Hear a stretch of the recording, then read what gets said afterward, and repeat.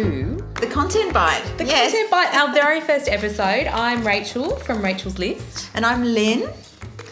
I don't know. Lynn, what's your last name? Lynn Testoni. I didn't tell you my last name either. Yeah. I'm Rachel Smith from Rachel's List. The real Rachel, which everyone seems to think doesn't exist, but Some people don't know that there's a real Rachel behind Rachel's List. I know. But I had someone yesterday say, "Oh my God, you actually exist." Yeah, interesting. This is our first episode and we are so excited. We've been planning this forever. The two busiest people in the world. Yes. But we thought we would start by telling you a little bit about us and a bit about how we met and then a bit about what we want to do. What we want to do in the podcast. So you start, Lynn. Okay, so I think I've known Rachel more because I was an editor commissioning her. So she was on when I went to one of the magazines, Inside Out, I think, originally.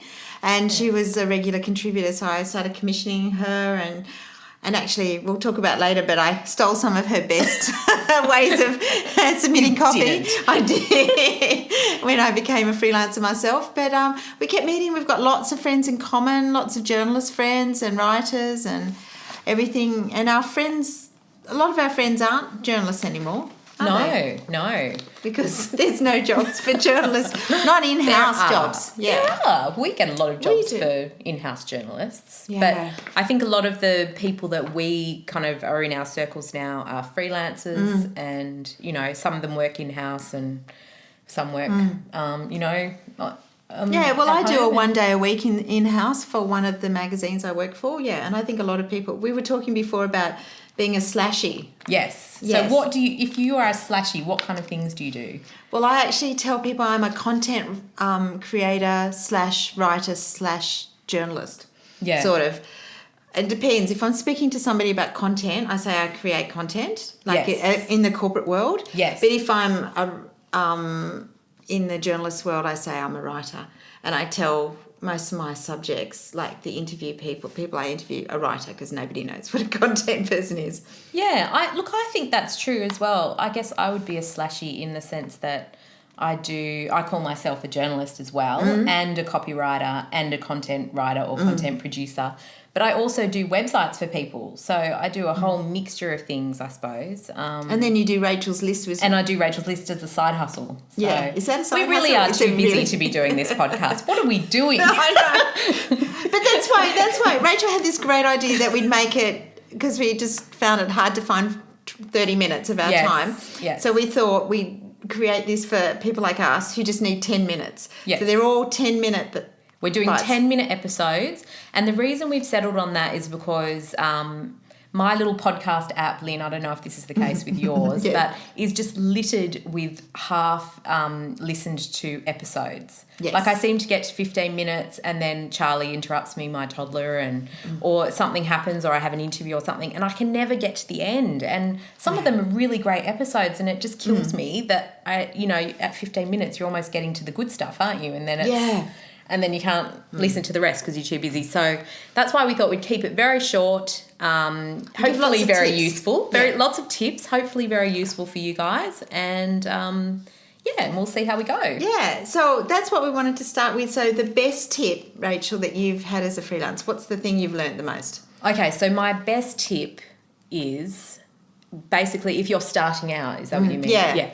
Okay, if you're starting out in freelancing, you haven't freelanced before, or you've come from an office and you've gotten retrenched, which sadly is the case for a lot of people these days, the best thing you can do is create a network around you. And by that I mean get onto social media, join up to, some of the well, definitely Rachel's List, because Rachel won't plug that, but I will, because it's awesome. Join Rachel's List. It is a good community, and if you're a gold member, you have access to our gold community on Facebook, which is, it's a really nice community. Yeah, lots of good advice there and lots of friendly people, and we're starting to do more events and stuff like that. So, but there's lots of other groups as well, like the Freelance Jungle. I like the freelance content writer, which is quite good. It's American. There's people all over the world, and that's quite good too. And there's also the Young Australian Writers, which is run by Catherine Boris, and that is amazing, fantastic group. but you do have to be under 40. Oops. Which I think might cancel both of us out, but I have an honorary. Because you're special. No. Catherine let me in, but That's nice. I probably shouldn't be in there. So don't tell anyone.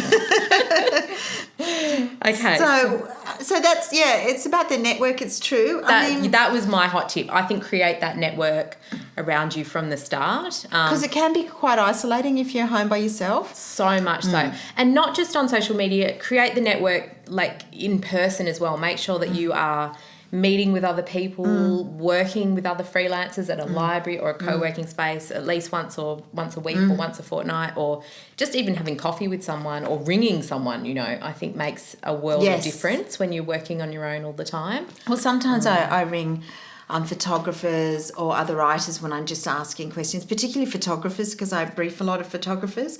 So I do much better work when I know them and they know me. And if I've got a relationship with a photographer or I'm going to do work, I often have them round for coffee first. So we get to know and then they know me. Yeah. And it's so much better. Yeah.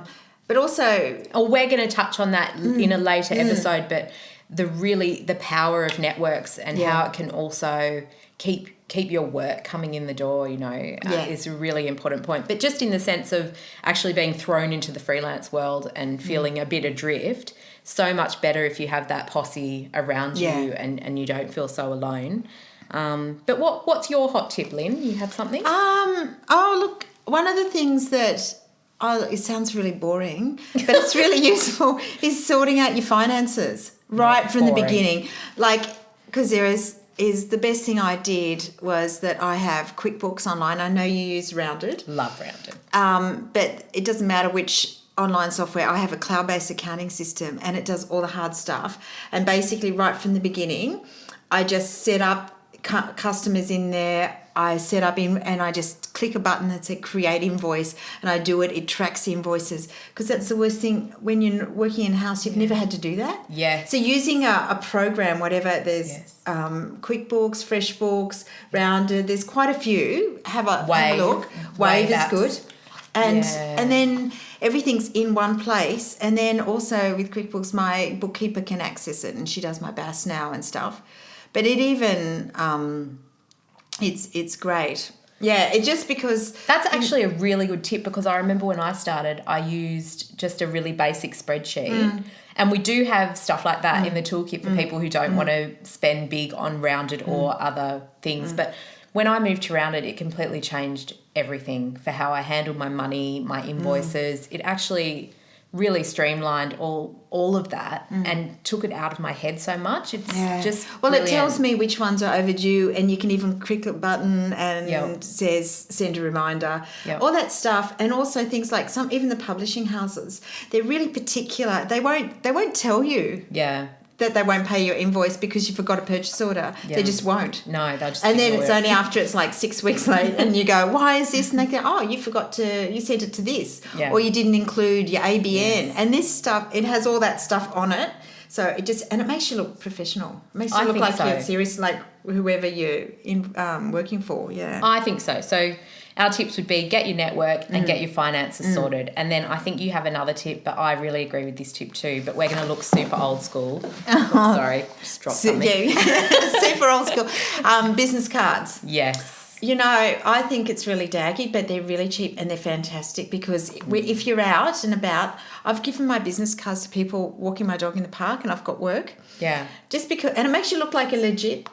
I think a lot of people think that business cards end up in the bottom of the bag, the bottom of your handbag.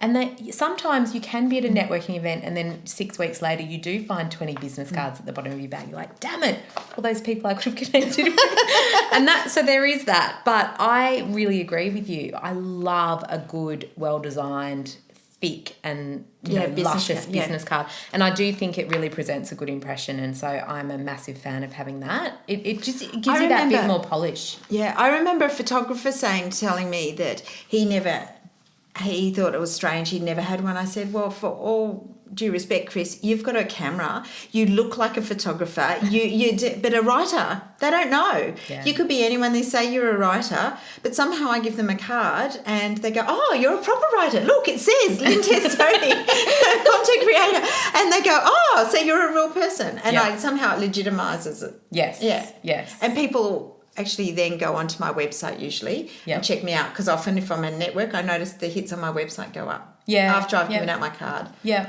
So they probably use my website more as the... And it doesn't cost a fortune. You might think, oh, I've just been retrenched, or I've just started freelancing, I have no clients, I've got no money. But I think you can get, a business card really for cheap. like $100 or something. Yeah, not 80 even, I think I cost. And that's for $250. So that is a really worthwhile investment. But the other thing is that we have to mention is get a website straight away. Yes. Like literally at the start. Get your network happening, get your website happening, get your business card. Because it takes a while, and we'll probably talk about SEO one time. Yeah. But it takes a while for a website to start appearing in searches for you. Yeah. I remember when I set up my website, I thought you can Google me and you couldn't find it. And then it took about 6 months before my own website started came ranking. up. Yeah, it started ranking for my own name. Yeah. So that was a good lesson. Yeah. So we're going to talk more about all that sort of stuff. We're going to talk about how to set up a website, choosing the name of a website, how to get content work, what editors want these days, some of the best online tools that we love, more about your network, obviously, how to build it and how it can help you get work. What else are we going to talk about? How to get content clients coming back, to get return, because you don't want to keep... Well, there's a bit of hustle, but you don't want to hustle all the time. So I think you have to hustle all the time. Maybe that's one we can argue. We'll be like Margaret and David. Really exactly, and creating and pricing. Everyone asks me how much pricing. To price. Yeah. Yes, so how to charge, how to package your work, is a really important one. The skills that you need these days to actually be an in-demand writer, content writer, copywriter, journalist. Yeah. And how to find sources. I mean, we've got so much for you, but we're already over time for our first episode, so we are going to bid you farewell. And see you next week. Yeah, we hope you've enjoyed finding out a little bit about us and hearing some of our top tips on starting out. And so, we'll see you next week. Okay. Okay. Bye. Bye.